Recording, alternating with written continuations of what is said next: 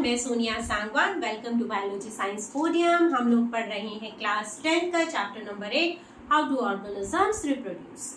Last lecture में हमने cover किया फीमेल रिप्रोडक्टिव सिस्टम, फर्टिलाइजेशन का प्रोसेस, पैचुरेशन, इम्प्लांटेशन, सभी टर्म्स को हमने देखा। अभी शुरू करते हैं रिप्रोडक्टिव हेल्थ। तो रिप्रोडक्टिव हेल्थ क्या होती है? A total wellbeing of all the aspects like physical,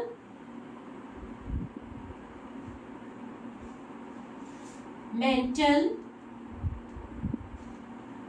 social and behavioral.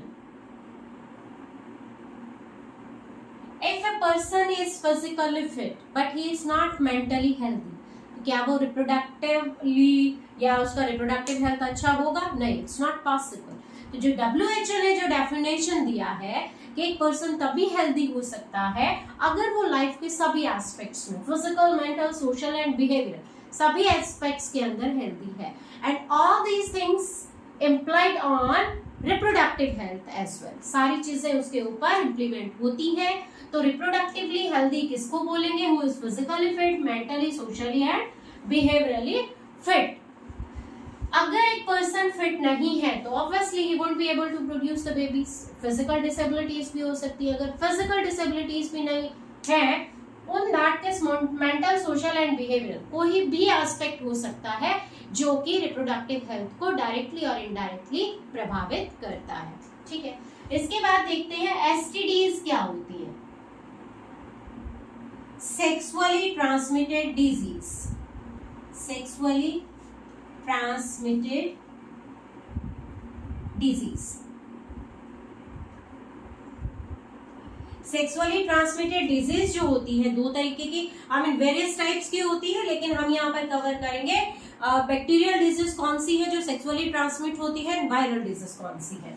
तो बैक्टीरियल का अगर हम नाम लेते हैं, बैक्टीरियल एसटीडी, जिसके अंदर गोनोरिया, साइफिलिस देखने को मिलता है। In case of viral warts है, उसके अलावा HIV एड्स है, वेरी कॉमन HIV एड्स है ना। इसमें क्या होता है? HIV एड्स के अंदर जो HIV है, एड्स की फुल फॉर्म हमें याद करनी है। एड्स की फुल फॉर्म क्या है? Acquired immuno deficiency syndrome. Acquired immuno deficiency syndrome.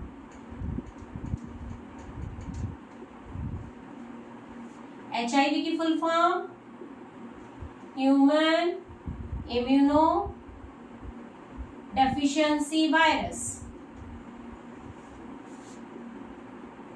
ये वायरस क्या करता है? बॉडी के अंदर इम्यून सिस्टम को कमजोर कर देता है, और इम्यून सिस्टम इस कदर कमजोर होता है कि हल्का सा infection, any other infection can cause the death. हालांकि इसको होने में, I mean it take lot of time, लंबा ड्यूरेशन है इसका, जो इसका टाइम पीरियड होता है इन्फेक्शन से सिम्टम्स अपीयर करने तक का time, which is called incubation period, काफी लंबा होता है। 5 to 10 years लग जाते हैं फर्स्ट सिम्टम आने के अंदर। ठीक है, तो इन सब चीजों से बचाव के लिए क्या पॉसिबिलिटी है? Contraception methods. कॉन्ट्रासेप्शंस क्या होती है? देखो, कॉन्ट्रासेप्टिव मेथड्स जो होते हैं, मेनली इनका जो पर्पस होता है वो होता है अनवांटेड प्रेगनेंसी को रोकना। ठीक है, लेकिन अगर using these methods like specially condom की अगर हम बात करें, फिजिकल बैरियर है ये, this is the physical barrier. ये हेल्प करता है किसके अंदर? एसटीडीज को स्प्रेड होने से भी रोकता है। It's a physical barrier which helps to stop the spread of these sexually transmitted disease. उसके अलावा ये कॉन्ट्रासेप्टिव मेथड्स के अंदर भी आते हैं। तो कॉन्ट्रासेप्शन क्या है? The process by which unwanted pregnancy can be avoided.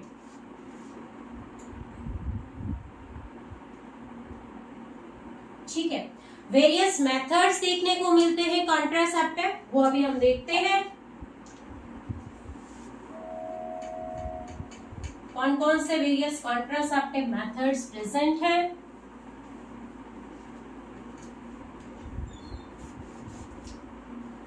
Number 1, physical barriers. Physical barriers, physical barriers के अंदर कॉन्डोम्स प्रेजेंट हैं, सर्वाइकल कैप प्रेजेंट है,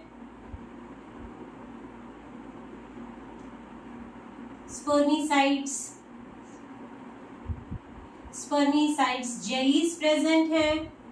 so these are general methods. Diaphragms भी यूज होते हैं।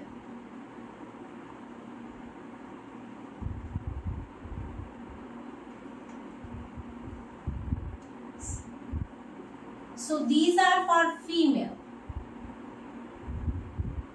It's for male. Second type होती है hormonal control. Hormonal control के अंदर various hormonal pills are present. Various hormonal pills are present, called contraceptive pills.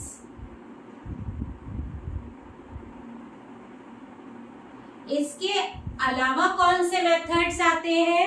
इसके अलावा इंट्रा यूटराइन डिवाइसेस होती है। Intra uterine devices, intra uterine devices को uterus के अंदर इम्प्लांट किया जाता है। तो किसमें इम्प्लांट करते हैं? यूट्रस के अंदर इम्प्लांट करते हैं। इसके अंदर आती हैं आपकी Lippes loops and copper T, multiload. So these are various devices which can be implanted into the uterus and they will stop the fertilization. These are called as contraceptive methods. इसके अलावा ये तीन तो आपके जो नॉर्मल है वो है जिनको आप टेम्परेरीली कॉन्ट्रासेप्टिव मेथड्स बोल सकते हो। इसके अलावा कुछ परमानेंट मेथड्स भी प्रेजेंट होते हैं।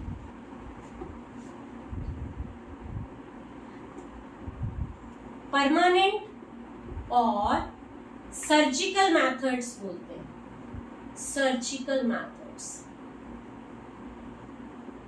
जिनके अंदर आते हैं, वन इज ट्यूबेक्टमी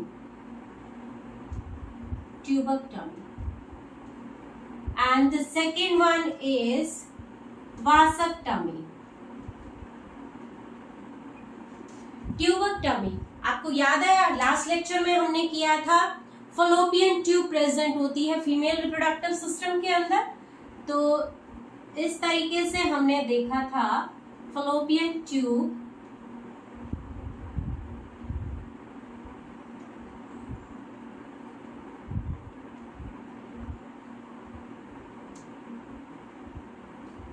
यहाँ क्या करते हैं, जो फलोपियन ट्यूब है सर्जिकली इसको कट कर देते हैं एंड यहाँ पर इसको ऐसे लाइगेट कर देते हैं। सर्जिकल थ्रेड से इसको इस तरीके से ब्लॉक कर देते हैं, है ना।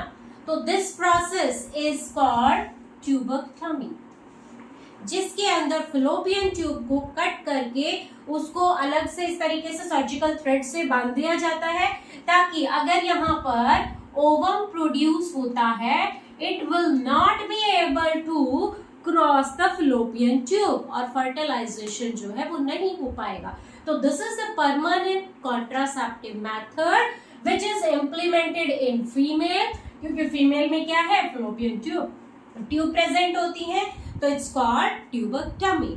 सिमिलरली वासेक्टमी होता है, तो ये किसमें हुआ, it's in female. Vasectomy male के अंदर देखने को मिलता है। मेल के अंदर हमने क्या देखा था? मेल के अंदर प्रेस्टिस इस तरीके से हमने देखा था। ये जो ट्यूब थी, इन ट्यूब का क्या नाम था? हम इन ट्यूब की बात कर रहे हैं, इनको हमने क्या बोला था? Vas deferens. I hope you remember vas deferens. तो अगर वास डिफरेंस को कट कर दिया जाए यहां से एंड इस तरीके से नॉट लगा दी जाती हैं, so this process is called vasectomy, and this is again the permanent method, but this method is for male and tubectomy is for female. ठीक है। उसके अलावा अगर if in case a pregnancy happens but it's unwanted, the couple does not want to continue the pregnancy, तो medically terminate करा सकते हैं। तो उसको बोलेंगे MTP, means medical termination of pregnancy। लेकिन जो मेडिकल टर्मिनेशन ऑफ प्रेगनेंसी है वो सिर्फ और सिर्फ किस केस में करा सकते हैं? When there is some abnormalities in the foetus. अगर कुछ एबनॉर्मलिटी होती है, क्रोमोसोमल डिसऑर्डर है, उस केस के अंदर उसको टर्मिनेट करा सकते हैं with the concern of the doctor, अगर डॉक्टर अलाउ करता है तो। क्यों? क्योंकि अपने इंडिया में बेटा ये अलाउड नहीं है, इट्स इलीगल। क्यों? क्योंकि इलीगल इसलिए है बिकॉज लोगों ने क्या स्टार्ट कर दिया? फीमेल फीटस को वोम के अंदर ही किल करना शुरू कर दिया। अगर फीमेल फीटस को वोम के अंदर ही किल कर देते हैं तो उसको क्या बोलते हैं? Female foeticide. फीमेल फीटिसाइड क्या है? ये वो प्रैक्टिस है या वो प्रोसेस है, द प्रोसेस इन विच या by which female fetus is killed in mother's womb। Female foetus को किल कर देते हैं और उस प्रोसेस को बोलते हैं फीमेल फीटिसाइड। अपने इंडिया में यहाँ पर ये इलीगल है। क्यों इलीगल है? It's illegal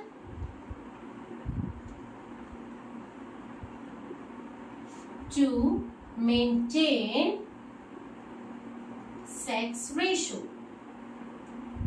male female ratio जो होती है उसको मेंटेन करने के लिए फीमेल फीटस को किल करना इलीगल है। इसके लिए गवर्नमेंट ने रूल बनाए हुए हैं, उनको जेल भी हो सकता है। तो डॉक्टर्स जो होते हैं इवन प्रीनेटल सेक्स डिटर्मिनेशन भी नहीं करते हैं। वॉम में ये नहीं बताते हैं कि वॉम में जो बेबी है वो मेल है या फीमेल है, क्योंकि अगर फीमेल का पता लग गया तो बहुत सारे ऐसे कपल्स होते हैं वो फीमेल को मदर वॉम के अंदर ही किल करा देते हैं, मेडिकली उसको टर्मिनेट करा देते हैं। इसीलिए एमटीपीज भी अपने यहाँ पर अलाउड नहीं है।